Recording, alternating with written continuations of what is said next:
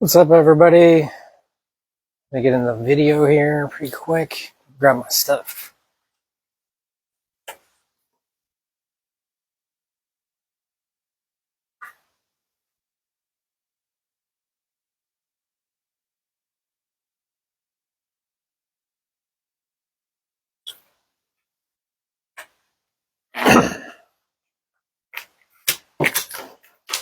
That. Welcome to Thursday, June 18th, Thursday AMA. I'm Shawn Lewis. I got Vic in the back. I don't know if anybody can hear her, but that's fine. This is going to be open for comments.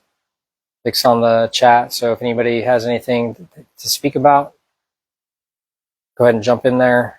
I'd love to help anyone, expose them to my opinion about whatever concept, whatever topic you like. Doesn't have to be mindset or anything particularly. It's just most of what I talk about. Let's just go ahead and get started. Someone asked me not too long ago how do I deal with sharking.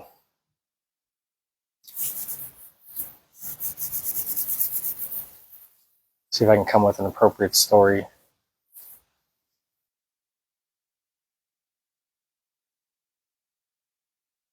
I think that really the best thing that I can do to explain my view on sharking is to take the perspective of the other person that is doing the sharking from at least the way I perceive it to be. The way I look at it is that the person that's doing the sharking is afraid of the ability or the situation, and that they don't have confidence that they're going to be able to win by playing the game better than their opponent, and that they might not necessarily be consciously sharking people. However, the nervousness that they may be feeling, the anxiety they may be feeling, the preloaded responses that they're going to have to losing are in their mind. And it makes people do things that they wouldn't do if they were confident in their ability to execute, or they weren't as concerned with the outcome. So my main viewpoint on a person that is sharking is sympathy, I would say. I sympathize with people that shark people, because not only do you get a bad reputation from being a person that sharks other people, you're limiting your own growth and your own ability to enjoy yourself. And I sympathize with people that can't enjoy themselves even while they're losing, or while they're in, fierce competition, or whatever you call it. My focus when I get distracted or feel a distraction coming, or I see something that might throw me off, as far as, if I'm in a state where I'm able to be sharked even as well, and we'll speak about this for a second, that means that I myself am not in a good place. If you are totally in control of yourself, you're in command of your body, you're in command of the situation, meaning that you're aware of what's going on around you, and you're realizing that there's other people around, and you're not in control of those people, and that they may be feeling tension too, especially if you're playing in a tournament. Things are going to happen. You're going to get sharked, not necessarily like purposely, but you can get distracted, and people call it getting sharked. You sharked yourself. Maybe you had a thought that you didn't let go of. Now you have the thought, and now it affects your behavior, and then maybe you fail. You fail in the act of shooting, and now you're looking for a reason why that happened, and then you come up with this sharking thing as a result of why you screwed up, And to me, the whole thing is just you let your emotions tie you up to where you weren't at attention. You were focusing on a small amount of a larger thing that you needed to be paying attention to, and that the thing that sharked you came from that larger amount that you weren't paying attention to because you were focused on this smaller aspect of what you're working on, which is trying to run the balls.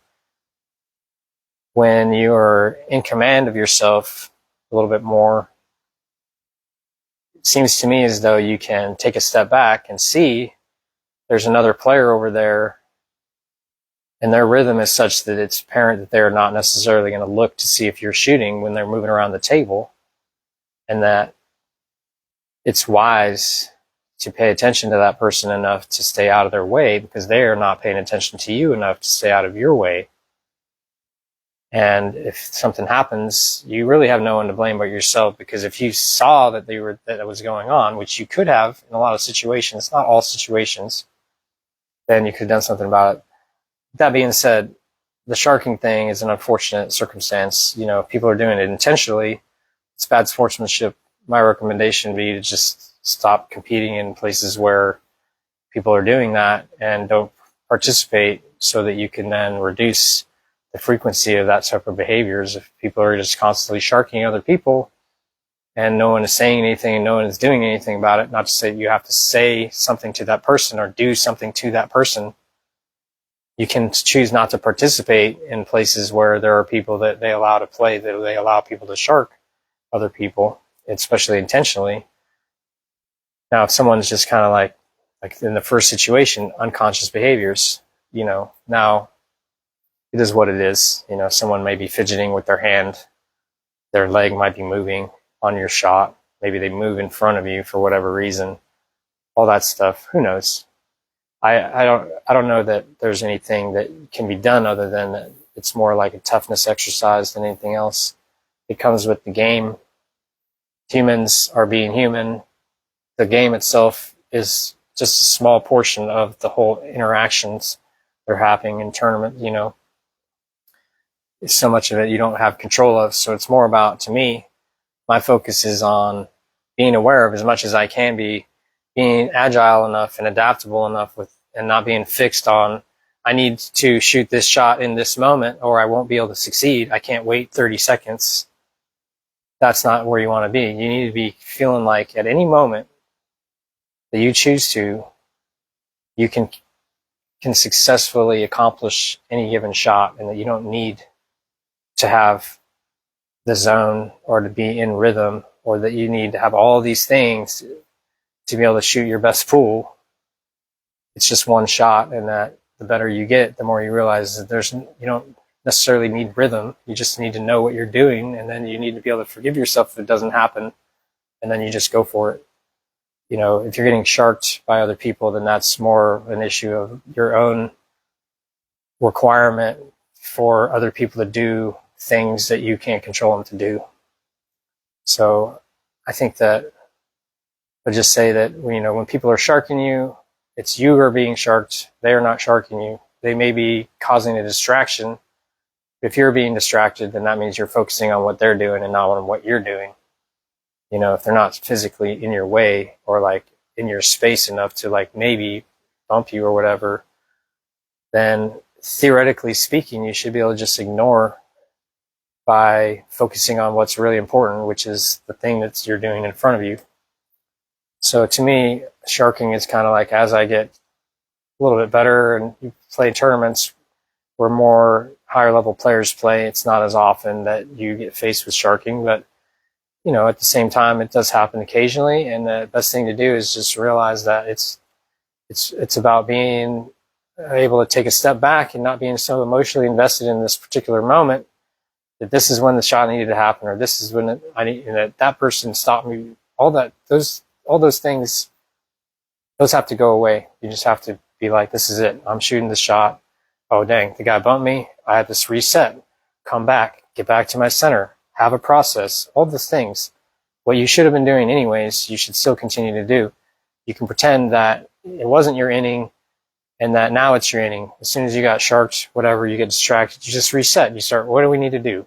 Go through the steps, all these things. You know, if you have a solid pre-shot routine, solid fundamentals, solid decision-making, solid emotional game, sharking isn't really a problem. So my recommendation is just to work on what you can control and not work on trying to control other people. Kind of in alignment with that is this one. I think when I was younger, I don't know why everyone else started playing pool. I really liked the game,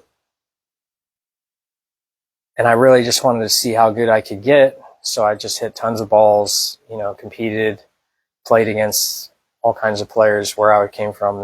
Mostly not good. I started playing in college in the game room, and there was a couple people that could occasionally break and run a rack. Nobody that was super good, you know, by standards of today. I think I met a couple guys that were older than me that came down that are now still playing pool. They're in the 500 area, Fargo's. I don't think that anyone was much better than that. And that I continued to play and kind of just burn through my emotions and deal with the swings and highs and lows and all that stuff. And it really threw me off ultimately and made the game to be occasionally, and a lot of the time, sometimes not fun. My focus being learning how to win, learning how to get better, you know, and just by just blunt force, putting more reps in. And it did help me get better. I will say that when I chose to play the game for a different reason and move towards using a mindset of this is a self-development activity, and that it's not only a physical development, but a mental and spiritual development, that I realized that I could learn how to play the game in a way that was sustainable for myself, and then give myself an opportunity to continue to advance not just my physical self, but my mental and spiritual self as well. And that has actually helped me in ways that I can't really put into paper. My Fargo at my peak was, you know, 690s, low 690s, and I've close to reaching that again through a different methodology where I don't play pool every day anymore. I specifically train for certain aspects of my game, and I work on certain things one at a time sequentially, because I know that the game accumulates into a total package over time, and that by working on one thing at a time and using your awareness, focusing on one thing at a time, you can really move yourself forward incrementally, and that you become unstoppable in the fact that no one can stop you from shooting the same shot 50 times in a row and looking at it from 20 different ways, and then advancing your skill in one particular shot or one particular area.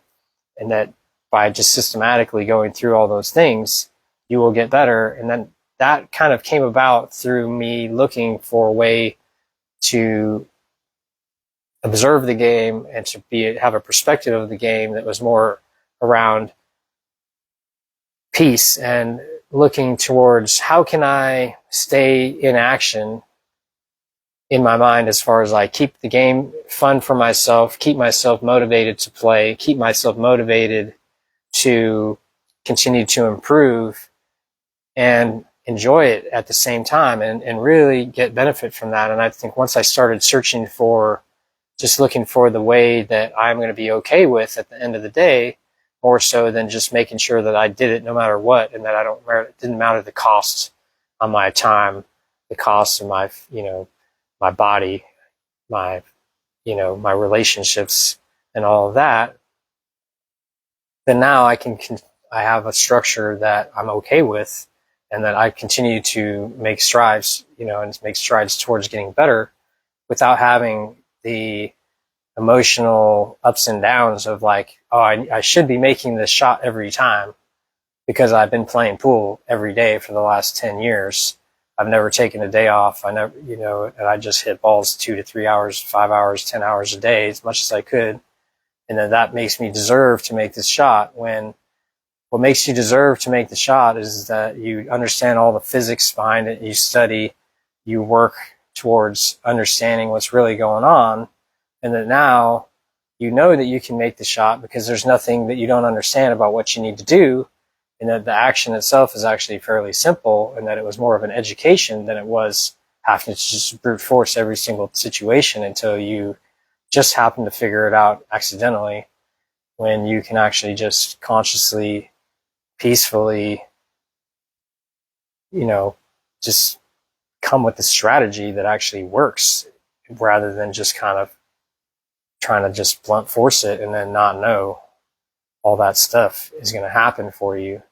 And then since I started specifically training, then my life has gotten a lot more simple, as far as I know how I'm going to grow because I've decided how I'm going to grow. I'm directionally training myself, and that makes the game way less scary, because I don't think about like, oh, well, I hope that this kind of shot doesn't come up because I haven't been practicing it, because I've just been hitting millions of balls and not thinking about what I'm doing.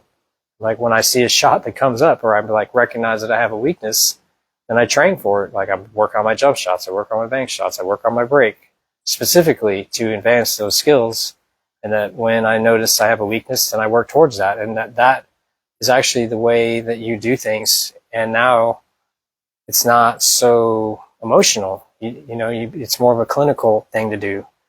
And that's really helped me get better. I hope that everyone that's listening to this kind of like gathered that from that long thing, where I just say, just by choosing to be peaceful about your activity, now it's like farming. You just do the thing, and then the environment gets created for you to improve, and now you improve. You don't have to try. You just do the thing. It's not about hoping. It's about knowing,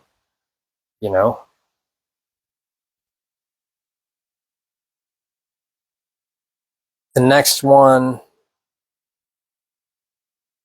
that we got on the list here today,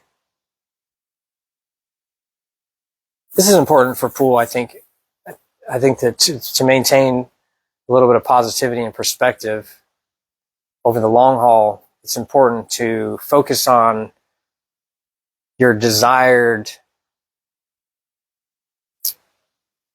assets versus looking at what your current defects are too much.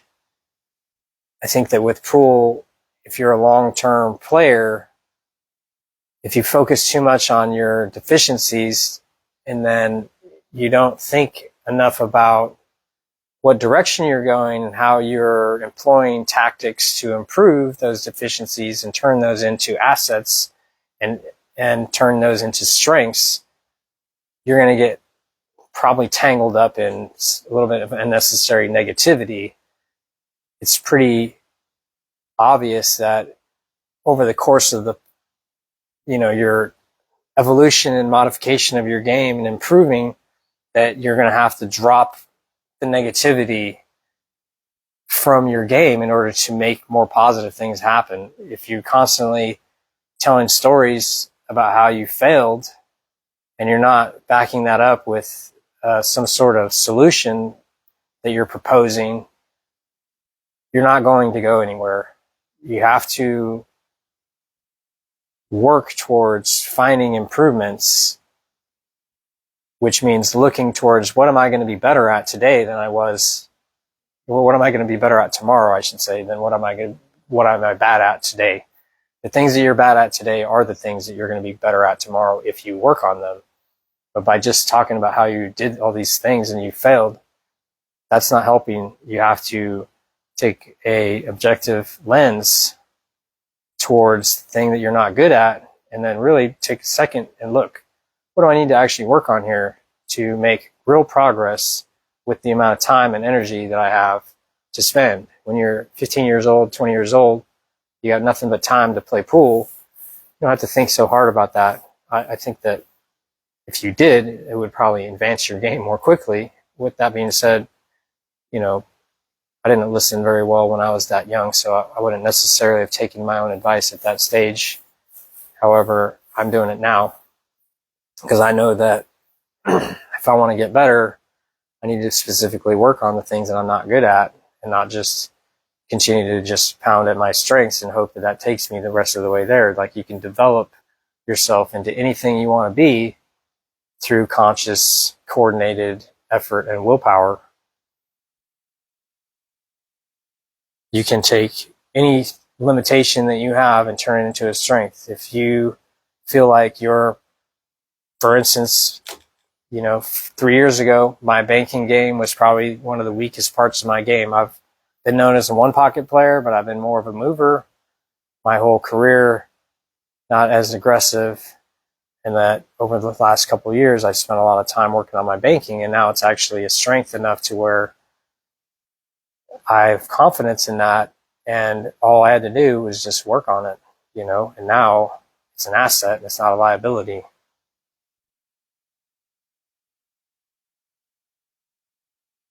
So the next thing here, I think that a lot of people, when they make mistakes, they go on tilt from that.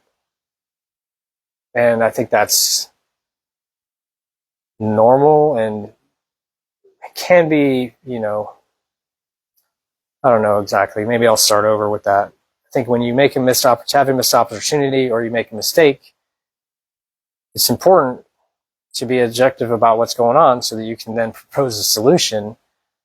I think that being emotionally tilted by making mistakes is actually not a solution, and that's just a reactive behavior that ultimately prevents you from growing if you let it hang on too long. It's okay to feel the emotion and maybe react a little bit. Ultimately, I think that in an idealized sense, the way I look at the game is that you either win or you learn.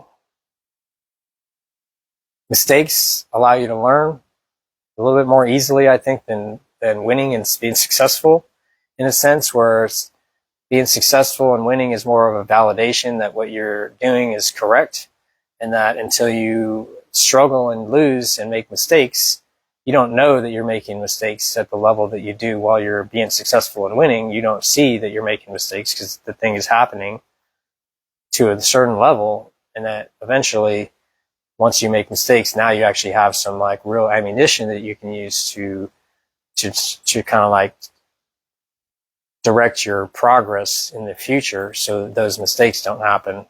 And that by allowing your emotions to get the best of you, so often when you make mistakes, you're just limiting your ability to get better in the long run.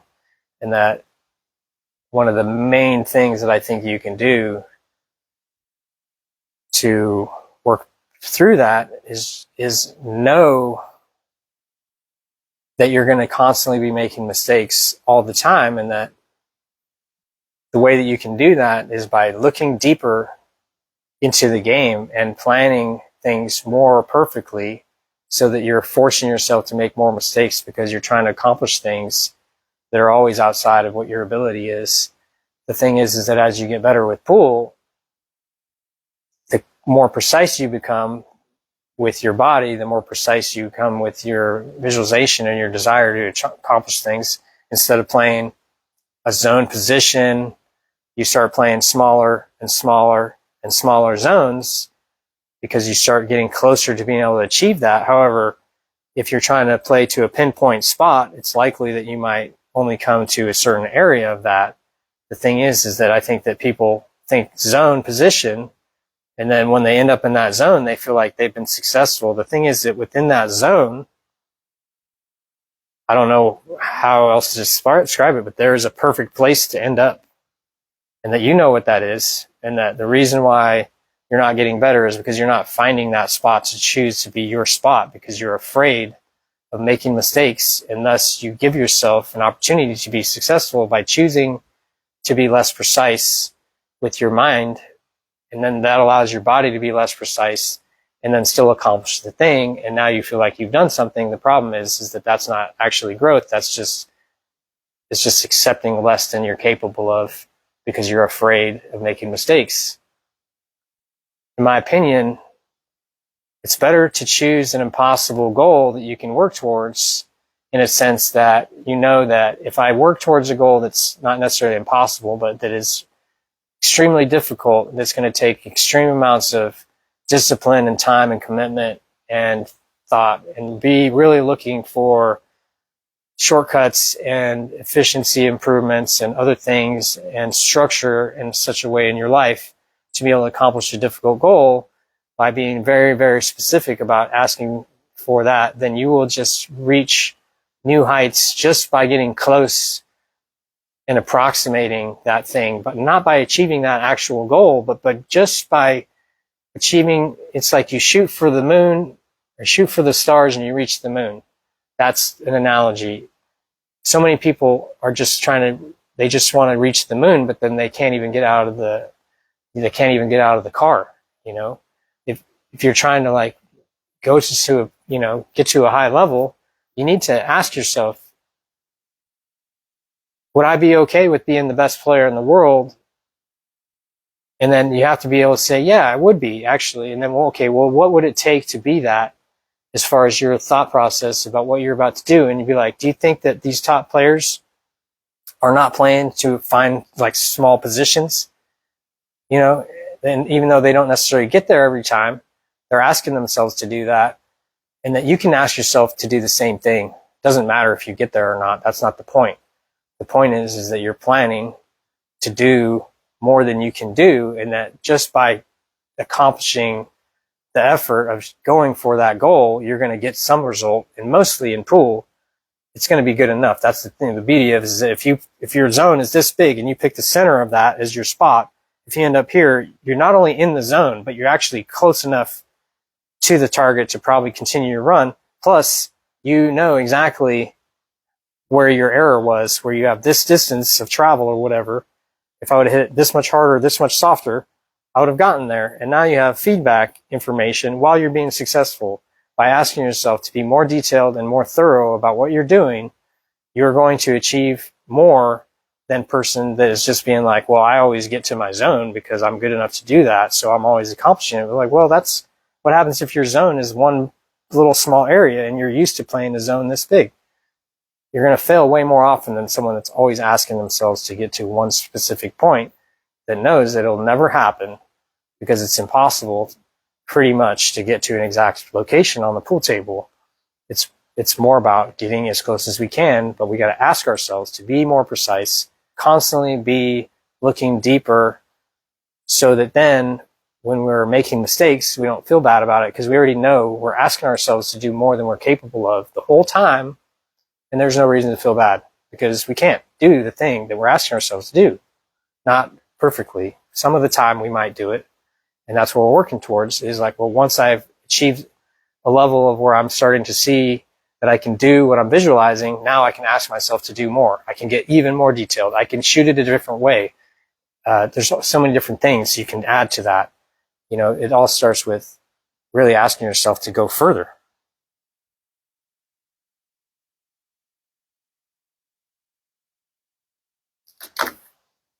This is a long-term one. Everyone knows that time is flowing and that this is the only moment that's occurring. The future never gets here. The past is an illusion. We don't remember perfectly anything that happened before, and no future that we can visualize in our mind is going to happen exactly the way that we see it. And thus, our whole lives are happening right now, and this is really what's important. With that being said, it's difficult to stay in the moment, and part of being able to function in this moment is being able to plan forward just enough to where when this moment occurs, as we're experiencing it, that we're comfortable with what's going on because we have an idea of what's happening next. And then we can use that a little bit towards keeping ourselves on on the path towards whatever we're going at. You know, I think some people don't realize that, you know, if you were to write an autobiography at the end of your life about all the things that you did and all the different activities that you had, that would be a novel of stuff. And then all that stuff happened at the present moment. Meaning, ultimately, the takeaway is that it is happening right now. Your future will never happen. Your past has already been written by your future self, and that's all occurring right now. And that by keeping aware of the fact that it's all going to happen right now the whole time, we can function a little bit more effectively in this moment, because we know that not only did all that bad stuff not happen exactly the way that we thought, because we just had it framed the way that we did, and that the future isn't coming in the way that we think, but we can make it come in the way that we want it to by making what we do now the thing that we're working towards looking at, paying attention to what we're doing right now, and using this present to design our future. And then when we look back at what just happened, we change in our mind how it worked, so that then we can use this moment more effectively to continue to move forward,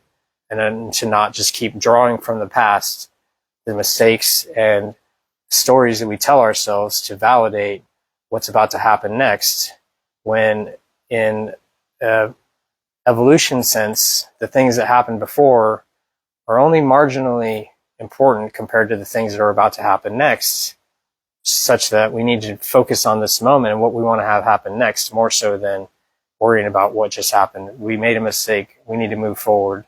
We need to think about that. We need to be grateful that that moment happened, so that we can move forward, and we can think about how these actually moments that are happening right now, this is the good old days. 20 years from now, we're going to be thinking back on these moments, and hopefully we're going to think back on them fondly, because we realized 20 years ago that this moment was going to come, and that now we can look back because we were grateful. We were in that moment where we knew this is the moment where I made that progress, where I did advance. I did show that I could do these things that I've been working towards. And that if we don't ever expect ourselves to have that happen now, it'll never happen. We have to have a positive expectation right now that the things that we're doing are going to move us forward. We can't wait until thinking that, oh, if I do all these things and someday in the future, I will have all these things that I want. All that stuff is happening right now. We have to make present time decisions and live in this moment in order to move ourselves to the next moment in the direction we want to go. And that in order to do that, we just have to be here now.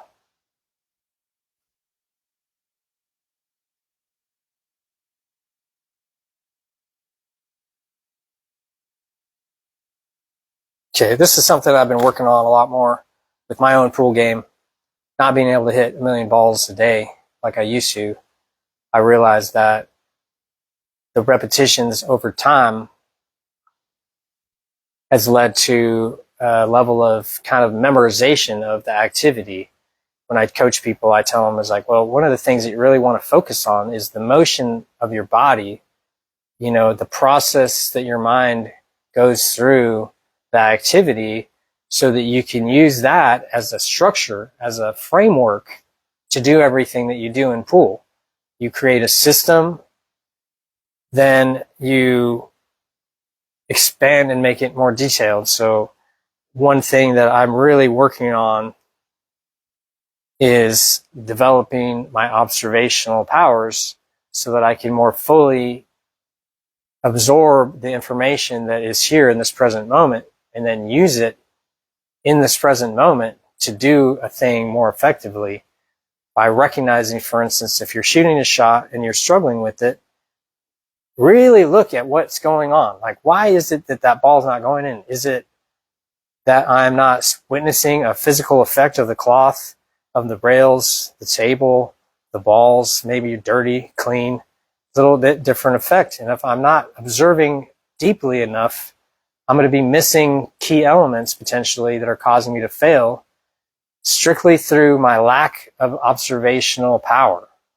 not through my physical ability to execute any certain shot, but because I'm not actually paying attention deeply enough to the thing. And that if you've played a lot of pool in your life and you've observed what's going on, you're going to have a very easier time to imagine what you're about to do than someone that's just smashing balls and not paying attention to the reactions, and they're not paying attention to what their body's doing, and they're not paying attention to their reactions to certain types of shots, and they're not seeing the patterns that are developing because they're not observing what's going on as much as I might be, and that I'm continuing to try to develop that activity specifically so that then, even though I may not be hitting as many balls as I used to, I'm being more conscious about what I'm paying attention to, meaning the whole of what's going on versus just a small part of it, whatever it was that I was paying attention to, and that I'm continuing to improve that. So I'm recommending to people to add in visualization activities and to really pay attention and try to absorb the sensory experience of what they're doing so that they can then enhance their ability to execute any random shot. And not only that, but to have a framework for yourself so that you can lean back and be like, this is what I know works, and I can fall back on that because it feels right when I do it this way, and I know how to make me feel this way through repetition and memorizing what it feels like.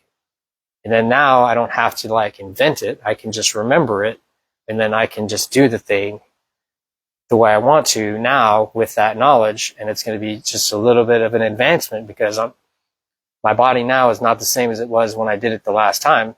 I'm hopefully going to be better. That's the way you should be thinking about it, is like the memory of what I did before is not going to make the shot for me. Using my prior experiences, letting that be instinctual and being like, well, I did all the work. I've been working on my visualization. I've been working on my framework, my systems, my processes. Now I can use that, and I can go one step further. Every single shot, you can go one step further, get one step deeper, one little bit of, information closer to the real truth of what's here. Let's see, what do we got here? I think that this is an interesting one.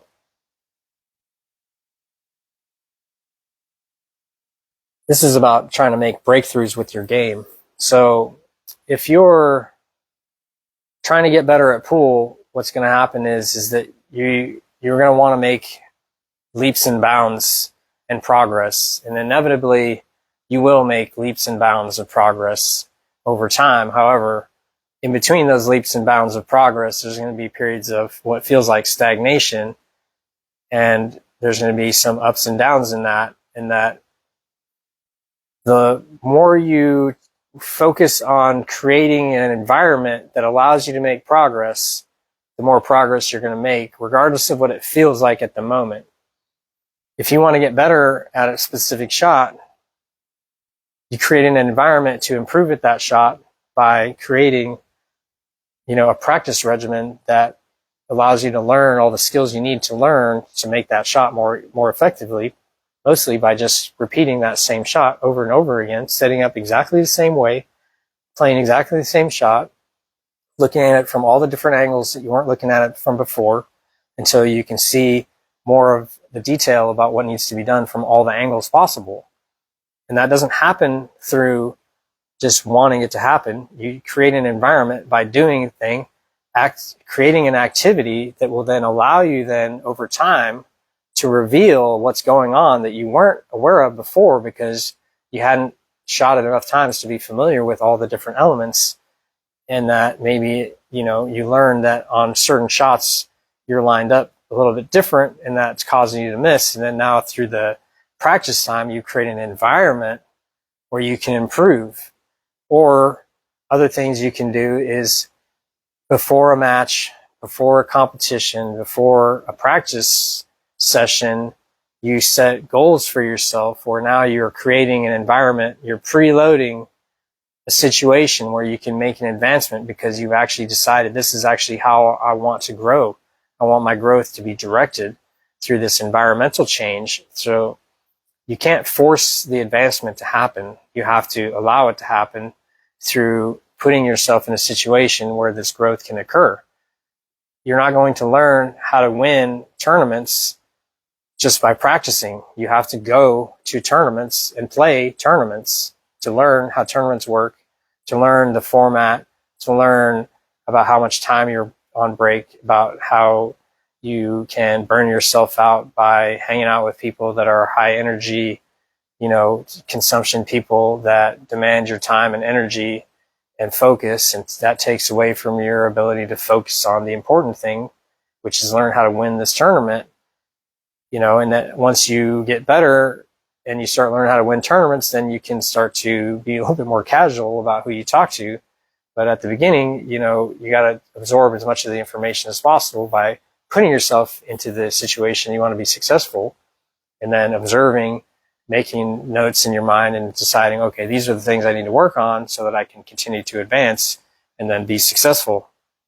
So much of it is you just have to grind it out in a way, let yourself know that it's gonna happen, and we just got to do the thing enough to see the one thing that we aren't aware of, and then boom, all of a sudden now you've got it figured out, and then you just move to the next thing. And it's little, openings of your mind, little at a time, that make it happen. And it's more about just staying in there. If you're lost and confused, just stick with it. Eventually, if you look at the right thing from the right angle, you'll see the truth. And that's what you just have to keep being there. You can't learn necessarily by staying away from the game. You can think about it, and maybe you can come with like, oh, I have an idea. And then you need to go back to the environment, and then you need to test the idea. Maybe that now you've figured out the thing, but you just got to keep coming back to it, is my point. There's no like, I deserve it because I put my time in. You have to design it in a way to where you actually get the thing you ask for by figuring out what you need, and then being like, okay, well, what situation do I need to put myself in to advance this thing, and then doing it. So there's a little bit of that going on. Okay, this is a little bit about brief segue to dealing with frustration, negative feelings, not really important, dealing with anything. A lot of this has to do, I think, with if we have situations which are repeating in our lives, we have failures, and then now we're starting to like get frustrated. Maybe we're playing a match, we're not doing very well. We start to kind of like the downward spiral starts to happen. Once we recognize we're in that downward spiral, the most important thing is obviously you got to center yourself. But one of the things that's helpful to avoid the spiral altogether is to constantly try to keep in your motion, the front of your mind, the emotion that you want to be feeling all the time. Like I came into this activity wanting to be happy, wanting to, be relaxed, wanting to be confident, and that if I'm not those things, I allowed myself some way to tell myself that that wasn't the most important thing, and that something else became the more important, and then that's what causes me to feel these frustrations. When you're competing and you're frustrated about your own play, it's not helpful to complain about all the different things that are making you feel off. It's more important to just be like, you know what? I don't know why I decided that it was so important to feel like I needed to, be successful just because I told myself I was going to be successful. What I need to do is figure out what is making me feel like I need to have a certain thing happen where I don't have control of completely, and then I'm allowing that lack of control to dictate my own feelings. I think that for me, I just work on one thing at a time. When I'm playing in the tournament, maybe if I've not comfortable, the only thing I have to do is just be like, well, I might lose anyways, and I'm going to be okay with that. What's more important now is that, well, what can I do to help myself feel better about the situation without even anything happening, without anything changing? Well, you just have to reframe it. in a way that allows you then to lose or to be unsuccessful and be okay with that. And then now it doesn't matter if you win or lose, because you're okay with losing. And if you win, you're probably going to feel good about it anyways. So you don't have to really think too much about how you're going to feel if you win. You know, the thing is you got to feel about how you want to feel. You got to think about how you want to feel about it beforehand, ideally, and then you can just move forward with that in your mind. Like, oh, I've told myself that I was just going to feel good about what happens because I'm going to do the thing that I wanted to do, which is, for instance, just like today, I was just going to make sure that I work on my breathing, and that I know that if I breathe relaxed, that's going to help my energy levels stay balanced, and that it's going to reduce feelings of anxiety when they come, and that when I see myself, you know, when I make a mistake, I tell people like, oh, what are you going to do when you make the first big mistake? How are you going to respond to that? And if you already have the answer to that question, now when you make that first mistake, which is inevitable, it's going to happen. It's not that kind of game where you can just play perfectly the whole time, as far as I know. I mean, maybe you can. I haven't seen anyone do it yet, but there's still time. With that being said, you know, if I already have preloaded in my mind, oh, the first time I missed an easy shot, I was going to be like, you know what? You knew this was going to happen. And the reason why it happened was because I wasn't following my system, my process, because that's normally what it is. You think it's too easy. You take your eye off the shot. You don't do your whole routine. You start getting happy because you thought that, oh, all of a sudden I'm a magician. I don't have to do all the things that everybody else has to do to make this shot. I can just get down and shoot it like it's nothing and it'll just go. Meanwhile, you know, the top players have it so dialed in because they've just memorized their system to where it looks like that's what they're doing, but they're not. They're not doing that. You know, they have gotten it figured out where they know exactly what they're doing and they stick to that. And that's why they make the ball look effortlessly, because they've just memorized the motion. You know, so if you come there to have fun, you got to frame it to where no outcome takes you away from having fun. Every outcome leads me to enjoying myself. I win, I learn, I do the thing, I get better tomorrow. It's an enjoyable activity. It's worth doing it. It makes it enriching. It's not depleting me.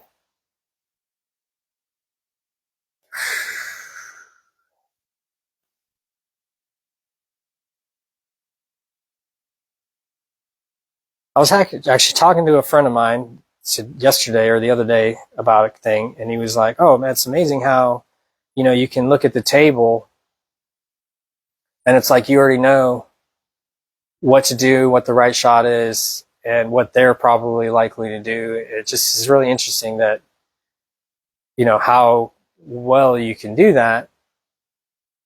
And I was like, well, yeah, it's so much of it is because if you learn about what's possible in a given situation, then it teaches you what's probably going to happen in a way is that there's likely outcomes to every certain type of shot, and that over the repetitions of time, you learn how the outcome is going to be of a certain style of shot. Like there's some shots where if you overroll your position, that now you're too thin on the ball, or if you go over there, you're too thick on the ball, and now you can't move the cue ball enough as easily. And when you see those situations happen and you've been watching the player play, then you know kind of what they're capable of doing, and you can see the obvious points at which they're going to fail when they occur. And the way that you can kind of like predict that is just by knowing a lot of different shots. I think that leads you down the road of like, well, now when I'm in all these situations, I know of all these pitfalls. I've seen it. I've done all these mistakes. I've been there before. And then I've learned other shots that allow me to not have to fail in this way. I can work and be successful by doing it a different way.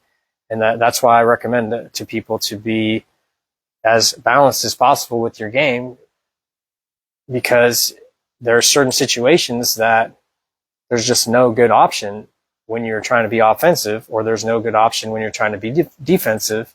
And then now you have to go the other way. And if you're not balanced with your knowledge of the game, you're actually putting yourself in a position where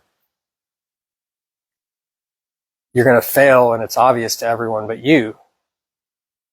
And I'm one of the people that can see that because I've been around long enough, because I've been watching people fail and succeed for 30 years at the game. And that now when I watch people play, I can tell pretty much right away when they're in certain situations that they're either going to be successful or fail.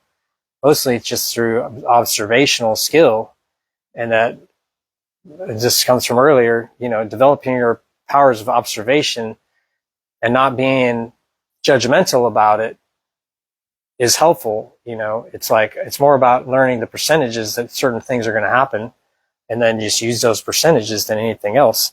I was just thinking that it's like one of the most important things to be able to do in pool is just to be creative and see all the possibilities so that you can select from the easiest one. So many people choose difficult shots because that's what they're comfortable with, and then they wonder why they don't get out. Well, you're choosing shots that are low percentage repeatedly.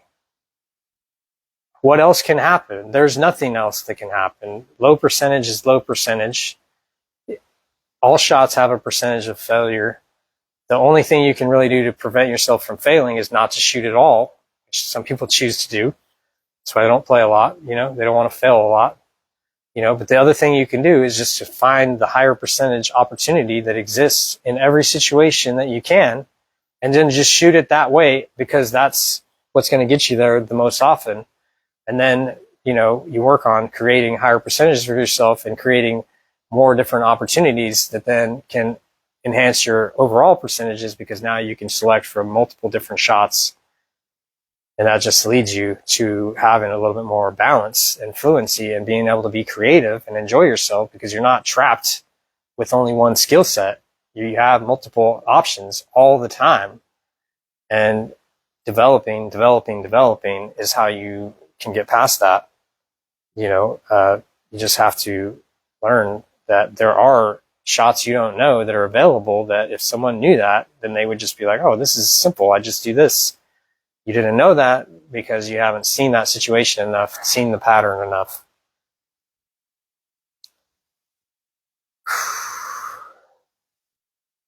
So,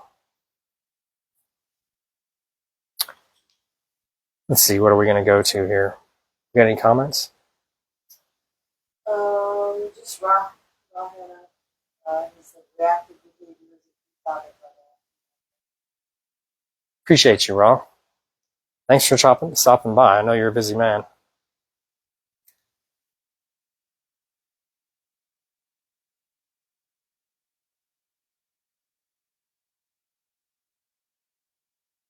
Let's see here. Some of this stuff is, I think I kind of talked over the top of some of it, so I'm moving beyond. All right, this is something here. So I think that it's helpful to look at as pool as like its own universe. Everyone that's a pool player exists in the universe. Everyone that's into pool is in the universe. Like, it doesn't matter if you're a cue maker, if you are a new player, if you're a pro, you own a pool room, maybe you're a chalk manufacturer or whatever. It doesn't matter. You're contributing to the universe and helping it grow by being here. Now, I think that within the framework of that, once you decide that you're not leaving the universe of pool, which, some people are in and out, but you always have some fluency and you always know people, because pool is a very social game. I think it's helpful to decide what kind of contribution you're trying to make to this place, this universe of pool. And then by doing that, you can direct yourself, I should say, more easily towards what you should do to contribute in the way that you're choosing to contribute. And it can help you curtail some behaviors that you might otherwise express, through realizing that that's actually not how I'm trying to contribute to this place, this universe of pool that we're living in, that we're existing in. For instance, maybe you have, some bad habits, and that they express themselves when you're playing pool, and that you can realize, if I'm perpetuating this bad habit, and everyone that's in this pool universe that sees me witnessing my bad habits are are going to be, I wouldn't say necessarily lessened by my negative behaviors, but they're certainly not being enhanced by them. And that once you can take your own selfishness away and realize that you're contributing to the whole, now you realize that you can actually improve yourself and you're actually helping everyone, because now you're not expressing negative behaviors quite so often.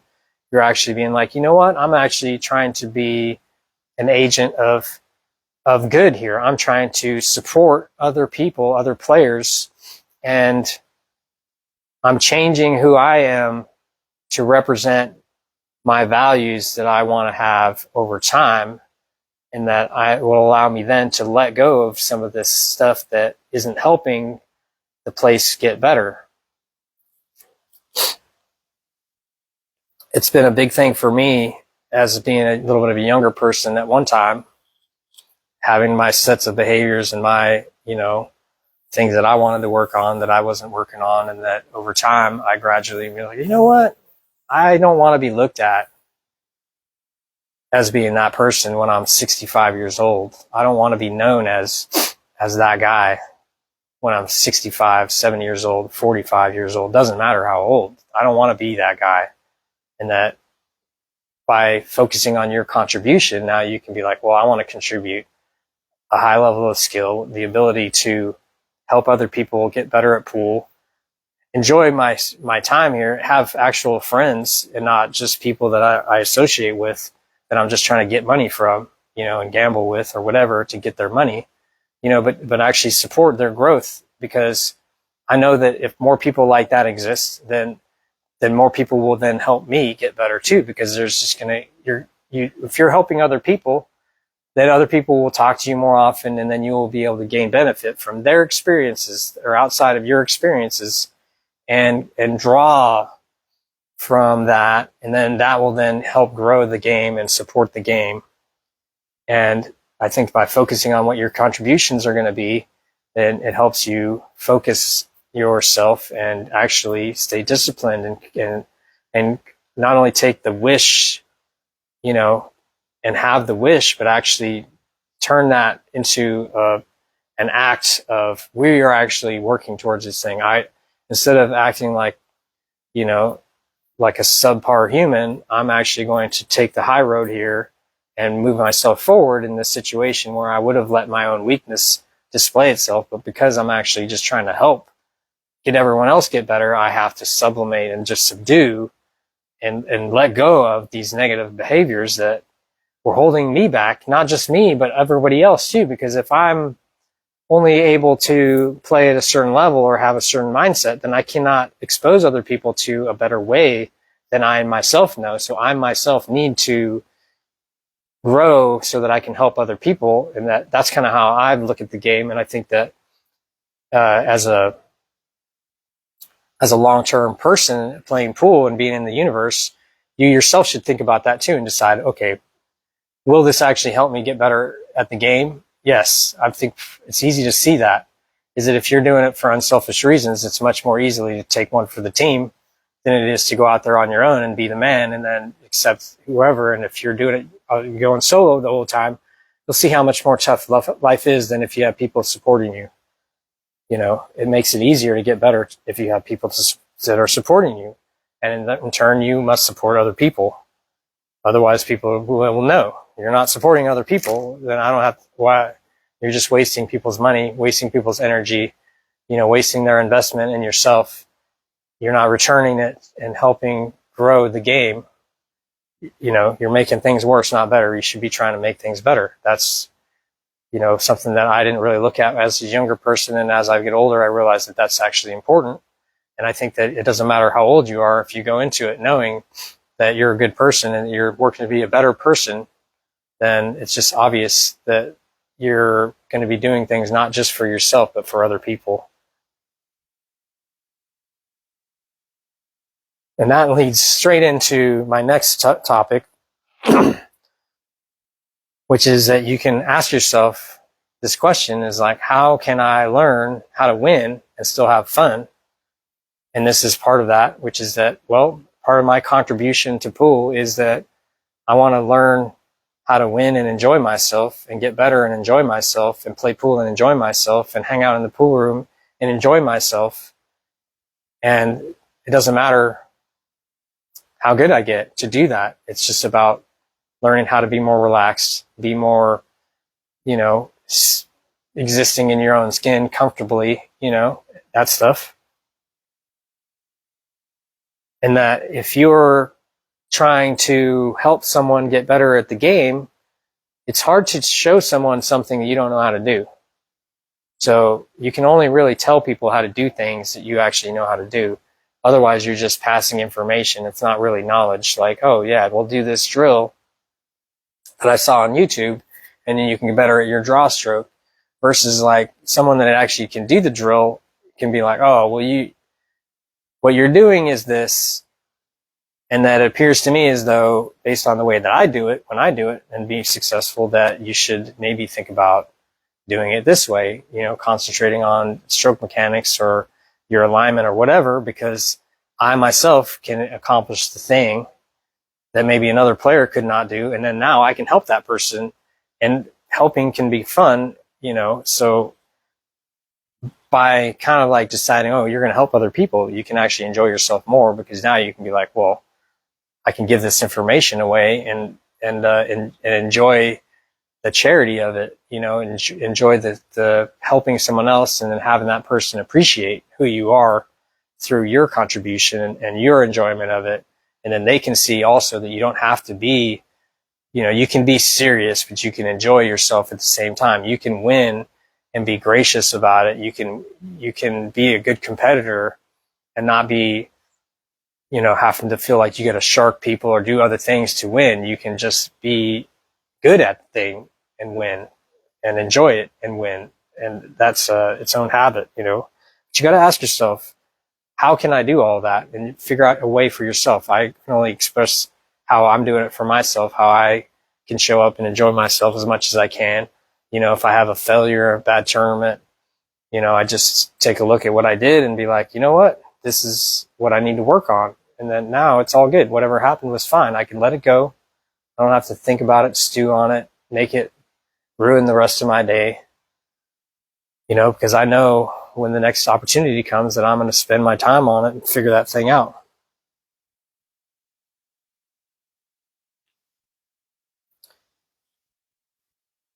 So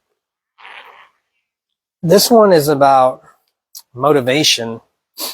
So my understanding about motivation for change comes from mostly from two different sources.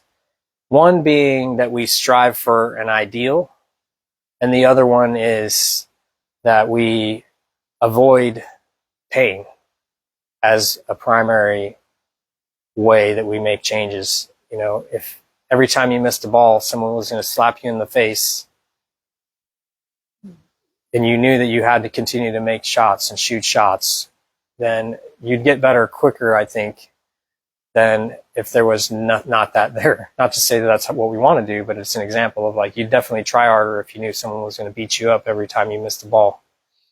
The thing is that I think most people do that to themselves without realizing it. They're beating themselves up every time they miss a ball, and that's how they've gotten better through their career. And that's one way to do it. Another way is to strive for the ideal. Hello.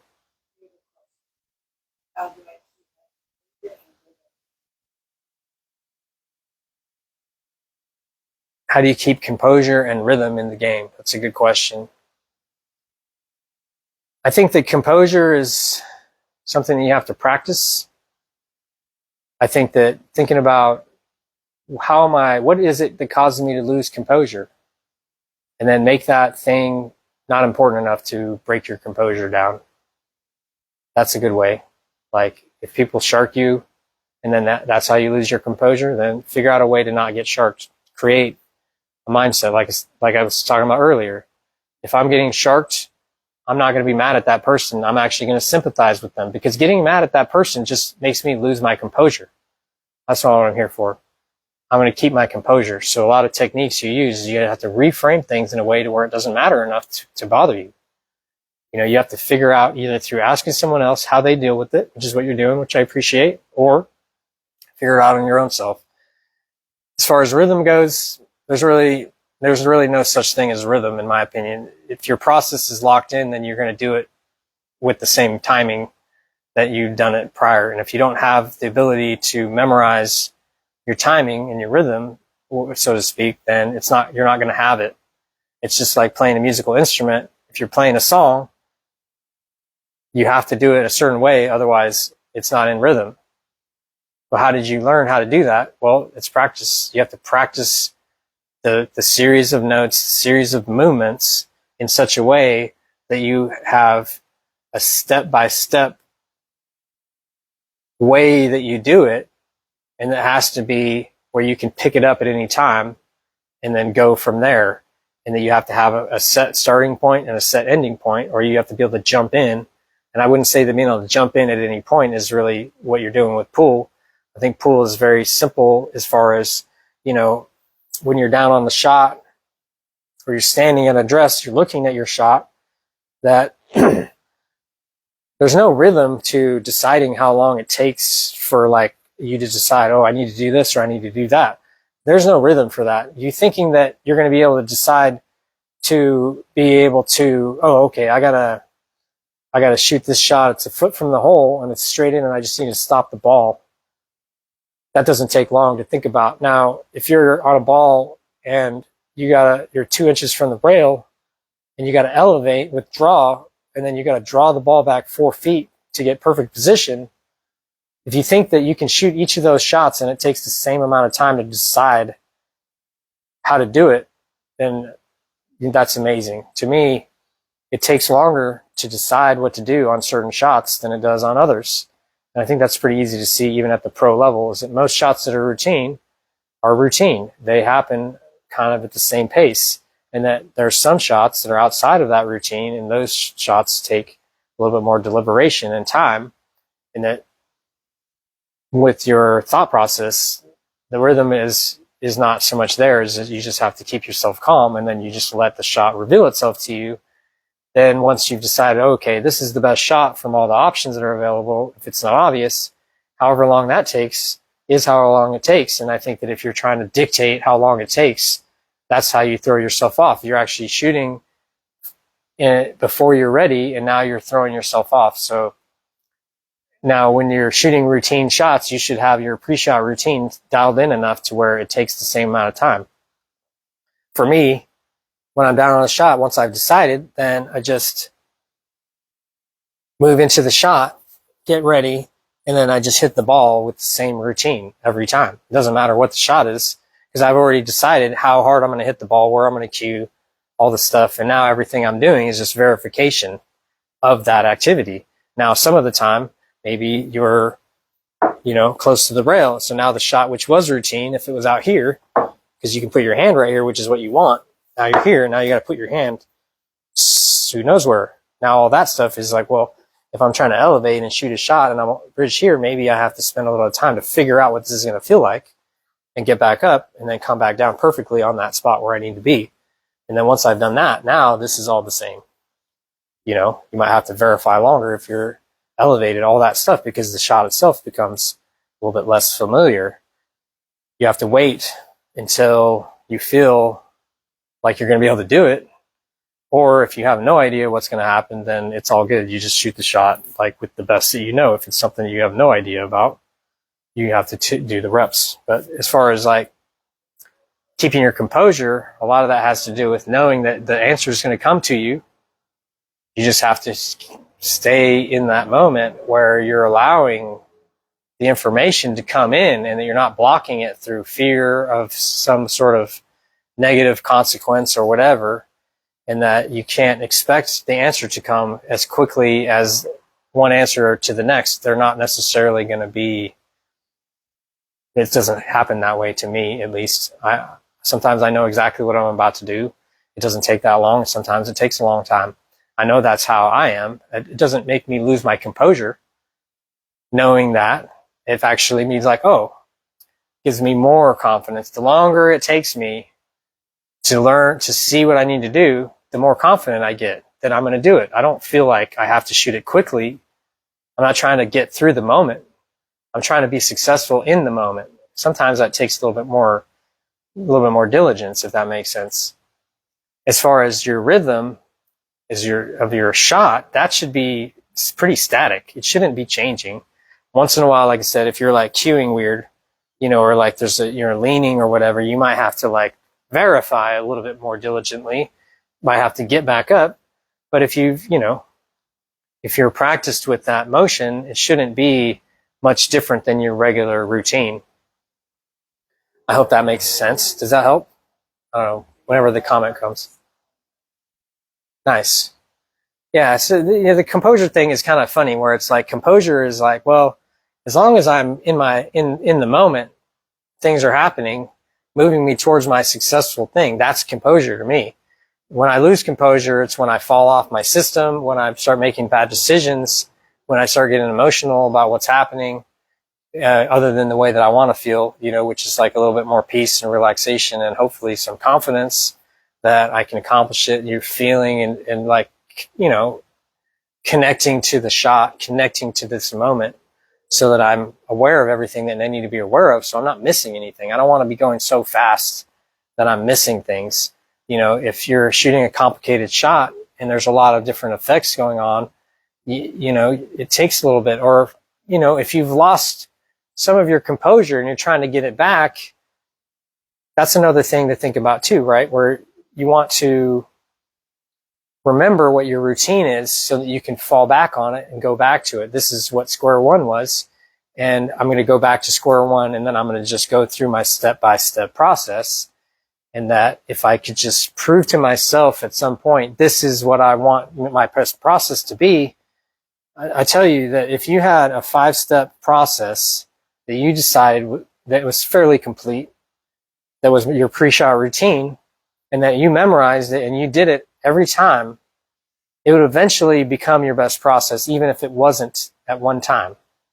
Because through repetition, you're reprogramming yourself to do it however which way you choose. So if you've decided that you want to change your pre-shot routine and now you want to add a step or remove a step or whatever to make a modification to help you improve, then once you've got it locked in, it should then be your best process, and that there's not going to be like a different rhythm to it. The only thing would be then if you have different rhythms, if you have different processes you're using. Well, it's like sometimes I have a 4-step process, sometimes it's a 7-step process. You can see how that would change your rhythm. But if you like amalgamate the entire thing into one organism, and now you have one process that you use for all your shots, now you have a consistent rhythm about what you're doing, because there's not 2 ways. There's not 4 ways. There's one way. We work on that one process, and then over time we adapt and evolve it and make it better. And then we have like a rhythm where, even if it's a little bit weird, we can really fall back on that framework, and it looks as though we are still, in the same rhythm. But it's really like the process is so locked in that there's not really rhythm. It's just like I can just go into it. My process, for instance, starts with, before I get down on the shot, I'm going to take a full in-breath. If I haven't taken a full in-breath, then it's not the shot. It won't be right. It has to be that way, because that's what I've decided. And that when I do it that way, that's my best game. So when I recognize myself not using the steps that I've decided, then I know that I'm lost my composure. And then we just go back to the routine, and then our composure comes back magically. Hello. All right. What's up, Ty? First one is, what's your take on length and bridge and length of follow? Length of the bridge and length of follow. Okay. So the question is, what's your take on length of bridge and length of follow through? So this question is benefits and burdens, ultimately. The shorter your bridge, the more accurately you're going to strike the cue ball. However, when you use a shorter bridge, you're using one tip of English is going to create more angle of the shaft than one tip of English with the longer bridge. and you're going to have to deal with extra squirt and extra deflection from there, which may or may not be helpful depending on the actual physics of your shaft. As far as the follow through, my recommendation for everyone is just to follow through until your arm wants to stop, which mechanically speaking, if your hand reaches its point where it touches your chest, if you're more, like this way and you get down further, your hand's going to touch your chest, versus some people like to follow through. It doesn't matter. It's more about consistency. The only thing that matters is when your tip strikes the cue ball, is the direction, spin, and speed are what you want it to be. It doesn't matter how far your bridge is away from that.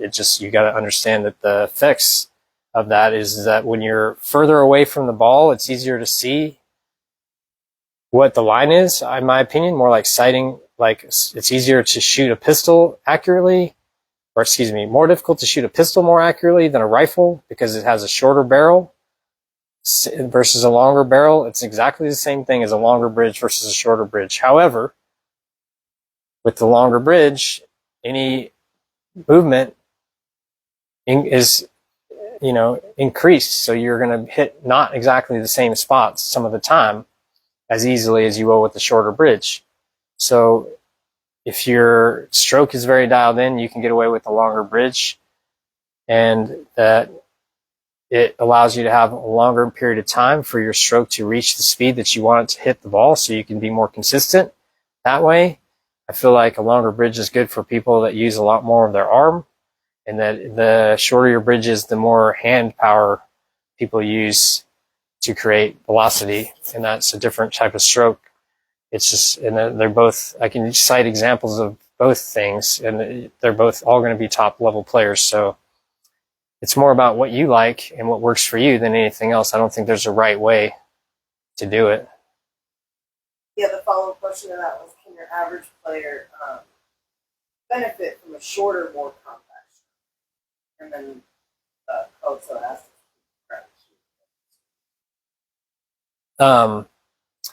I think that most players would probably be wise to stick with maybe 10 to 12 inch bridge on average. If you are playing on a table that you need more stroke power, then that's when you start lengthening your bridge, I think, a little bit more. Or if you're very short, then it's probably a good idea to use a little bit of a longer bridge so that you have more reach. And you are sacrificing accuracy, but then you're also reducing the need for a bridge or to play offhanded for certain shots. If you play with the longer cue, then you can get away with the longer bridge. It gives you more range. If you're a bigger person, you might want a longer cue so that you can have more of a full swing. And you might still have a shorter bridge because your wingspan is longer. As far as like demonstrating it, I don't know. To me, the other things that you got to look into is, like, if you're following the cue ball, my opinion is you should use a longer bridge than if you're drawing the cue ball. You want to use a shorter bridge for draw. That's me. If I'm hitting a harder, more powerful shot, I typically use a longer bridge so that I have more time for my hand to accelerate to the velocity that I want it at, so I don't have to use as much of an accelerating stroke.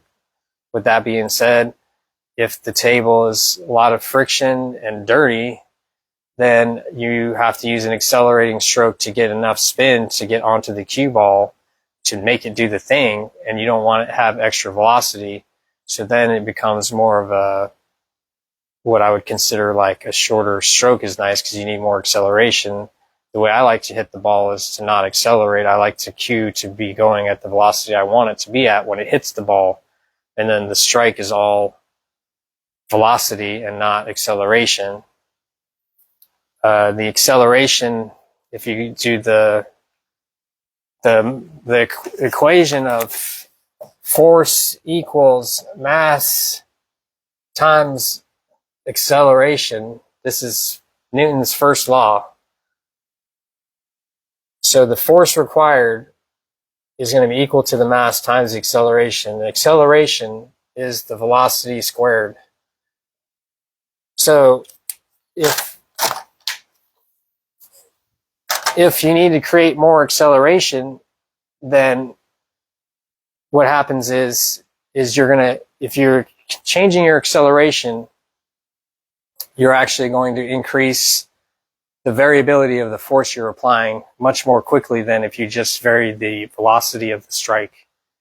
The way I try to hit the ball is to use a consistent velocity, which reduces the variability of the acceleration until I need the acceleration, in which case then I go to using acceleration to hit the ball to generate more force. So it's a little bit more of a high level thing. It's hard to explain exactly how it works mechanically.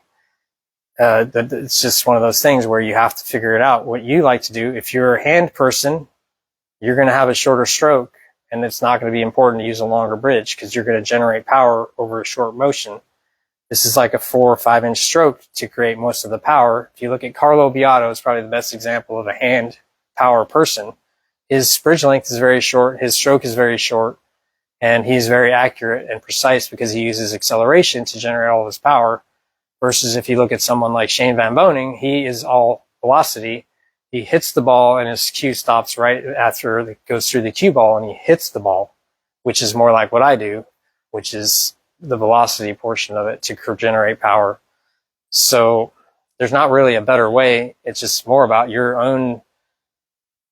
I'd say if you think about your other sports that you've played, that can tell you what you're already good at. I played basketball growing up as my primary sport, and in basketball, being a longer distance shooter, you're shooting the ball by pushing it.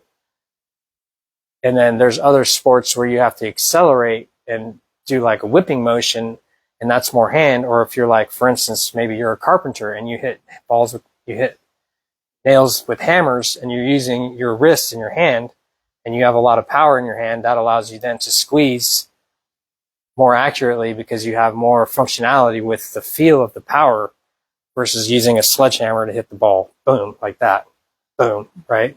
It's like a longer distance to create more velocity, and that velocity is very consistent when it hits the spot versus accelerating to create that extra velocity and that extra force. So, I mean, as far as demonstrating it, I don't know what the point would be necessarily. It's like you gain accuracy because you're closer to the ball as far as hitting the spot you want to, but then you're actually harder to sight the shot a little bit. But I wouldn't say that that's a big deal. Like, that's has to do also with how high you stand over the ball. All that stuff is like, so many things. The way I do it, I like to be a little bit more swoopy. That's my own personal preference. It feels to me like it's more relaxed. I feel like if I have to use my hand more, then that's a little bit more precision and tension, as far as like I have to be very precise with my squeeze to make my hand come forward. And it's a little bit more inconsistent for me. I do use it for certain tables, depending on the equipment, but I would say that you just have to experiment with both and then kind of work towards deciding what works for you, because none is wrong and none is right. It's all you that make it right. If the best players in the world, they do it their way and it's right for them, it may not be right for you, and that goes as easily for us too. It's not right for me. I can maybe develop it, but maybe it's right for you, and you can develop the other way. It just decides on what you want to do, end of the day. As far as, the main thing is, can I strike accurately and hit the exact spot on the cue ball right where I need to with the spin, speed, and velocity on that direction that I want to? That's what matters. It doesn't matter what happens after that. If you follow through an inch like Shane Van Boening or 2 feet like Alex Pagulayan, they're relatively the same Fargo. There's not a difference in the results of their wins and losses, hardly. Obviously Shane's got more 10-ball wins or whatever, but, Alex has more snooker championships than Shane's even played snooker, maybe. Who knows, It's kind of like, it's hard to like critique either way, because there's advantages and disadvantages to all of it. You just have to decide, okay, what is more important for me? Do I want to have more accurate cue power, or do I want to have a little bit more acceleration because I like to feel like the pop of the accelerating through the ball every time? If you like to accelerate through the ball, then you should use a shorter bridge and use a more compact swing. And if you like to hit the ball and sweep, maybe if you're like, you play golf, if you're a sweeper, then I would say longer stroke, because that's what you're doing. You're sweeping versus like attacking. It's just a different swing, but it ends up, the ball goes where it goes. As long as you can control where it goes, that's ultimately what matters. If that helps. Okay, so more? Okay. All right, so one last thing. So this is important, I think, for when you're feeling discomfort about what you're about to do, the choices or whatever. I think it's important to start to really think about recognizing whether or not your ego is telling you that you can't do it, or it's actually something that you can't do. And that if it's your ego, the most important thing I think to do is to call the bluff and do the thing anyways. I think that when you're on a shot that's important and you get down on the shot, and right when you're about to swing the cue, you feel the fear that you're not lined up properly. But the whole time you were down on the ball before that, you felt fine on it and you haven't moved. To me, that's an indication that your ego is trying to make you miss the ball. And that the most important thing to do is just to follow through just the way that you wanted to from the beginning and not deviate from the stroke. So many people, they let their stroke die because their ego tells them that they're not ready or they're not whatever, and that you have to at some point learn how to commit so that you can learn what was going to happen. It's important to just go with your initial commitment. Your ego will make you second guess and overthink. And you have to just, once you make a decision, you have to go with it, and that you have to then learn how to pay you pay the price, you accept the consequences for the amount of work it takes to just be committed to the shot. You get down on the ball and you know your rhythm is, and you use your rhythm, even if your ego is like, oh, you got to take extra, and you got to get ready, and you're not quite there or whatever. All that stuff, you got to let go of that. You practice yourself out of that by just getting down, and you shoot it the same way every single time. Your ego will tell you, oh, I have to do this or I have to do that. The physics of the shot are set once you've chosen it. There's no like, we don't know. It's just about realizing when your ego is trying to stop you from being successful, and then pushing through that so that you can start to understand when your ego is trying to stop you and when you're actually wrong. Some of the time you get down on the ball and it's wrong and you can't see that and you shoot it anyways. That's not what I'm talking about. I'm talking about when you're down on the ball and now you start thinking about whether or not you're going to make it or miss it. You were right the whole time until you start having this thought, and that's your ego trying to tell you to move. And that's not what you can't move. You have to stay the course. And once you get the habit of staying the course, following through and completing your stroke properly, then you'll start to recognize when you're wrong on the ball, actually, instead of thinking, oh, I got to keep getting up and then keep getting down. But the whole reason why you have to keep getting up and getting down is not because you're wrong on the ball. It's because your ego or your fear or your doubt is telling you that you can't be right, that there's nothing you can do to make the shot happen correctly, and that you have to then start to, start to guess when there was no guessing when you're confident. That's why you have to just shoot through the shots. You'd be like, this is my cueing. I get down. This is my power. I hit it with that power, and I don't care what thoughts were there. I don't react to my thoughts. I shot the shot, and I'm shooting the shot the way I designed it in my mind. And now that I'm down on the ball, we continue. and that we learn through repetitions of whether or not it's the right thing. But we have to use that framework to make every shot. Otherwise, you're shooting shots with different frameworks, and then now you have the problem of losing your rhythm because you have no rhythm, because you don't have a construct that you're falling back on. You don't have a sequence of notes that you're playing, so to speak, back to the musical analogy. All right, so that's all the time we have for today. Appreciate anyone that stopped by. Ty, Raw, love you guys. Any more comments that we get in the future? What's that? Ray, Kelso, Justin. Thank you for all your support. I got like another list of stuff for the next time, so don't worry about that. I'll keep talking. All right, y'all have a good one. Enjoy the heat. See you next time.